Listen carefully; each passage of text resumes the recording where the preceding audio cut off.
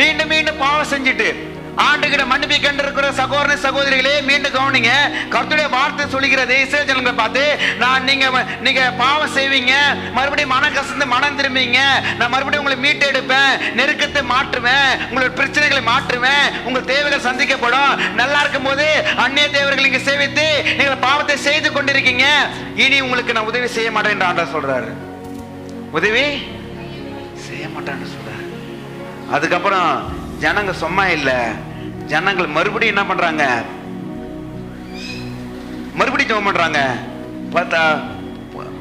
15 வசனம், இஸ்ரவேல் புத்திரர் கர்த்தரை நோக்கி பாவம் செய்தோம், தேவரீர் உம்முடைய பார்வைக்கு நலமானதை எங்களுக்கு செய்யும், இன்றைக்கு மாத்திரம் எங்களை ரட்சித்தருளும் என்று சொல்லி அந்நிய தேவர்கள் தங்கள் நடுவில் இருந்து விலக்கிவிட்டு கர்த்தருக்கு ஆராதனை செய்தார்கள்.